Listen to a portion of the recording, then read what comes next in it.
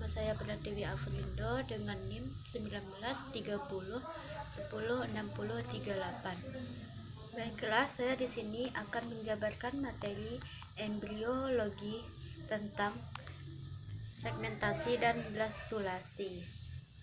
Yang mana tujuan dari pembelajaran kita pada kali ini yaitu yang pertama, mengetahui ciri-ciri umum pembelahan zigot.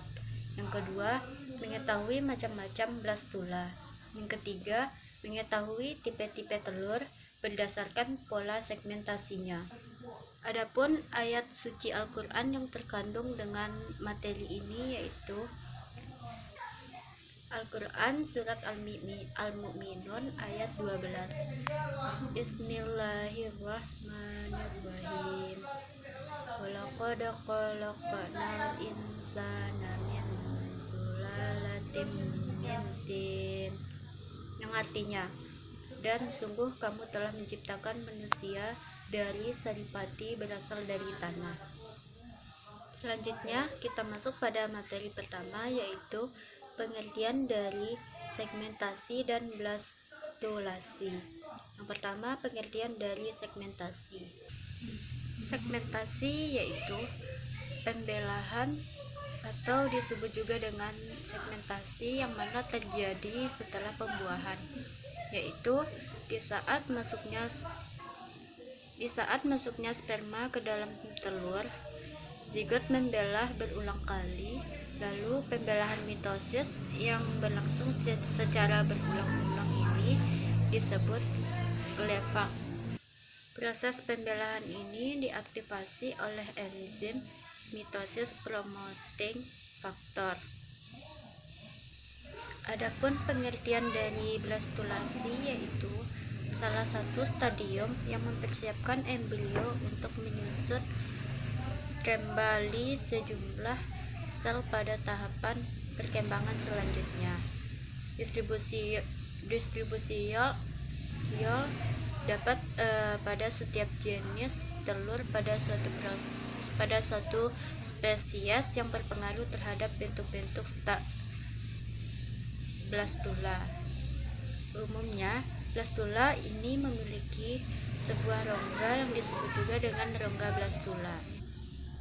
Adapun ciri-ciri dari pembelahan zigot. Yang pertama, zigot yang bersifat uniseluler akan diubah dengan adanya pembelahan mitosis yang berangsur-angsur akan membentuk yang multiseluler.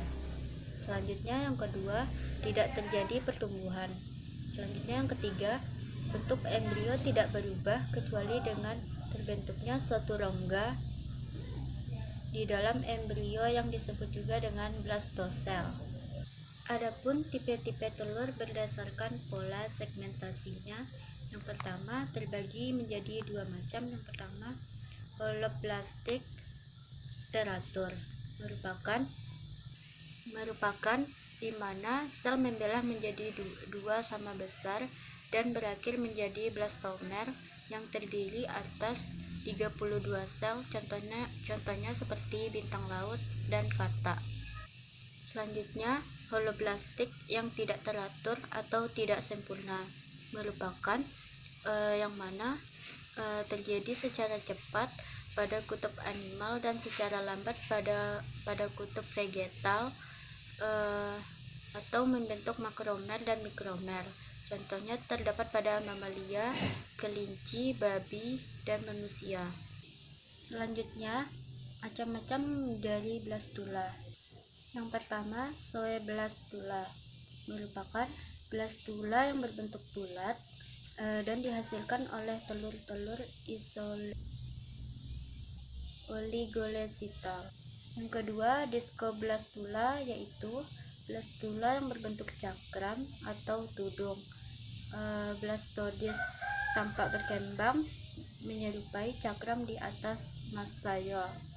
Selanjutnya yang ketiga, blastokista merupakan blastula yang menyerupai kristal.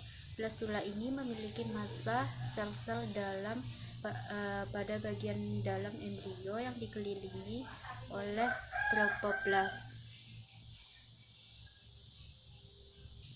Selanjutnya, yang keempat, stereoblastula merupakan blastula masif tanpa rongga blastula, yang mana dihasilkan oleh telur sentrolesital, misalnya seperti blastula pada berbagai jenis.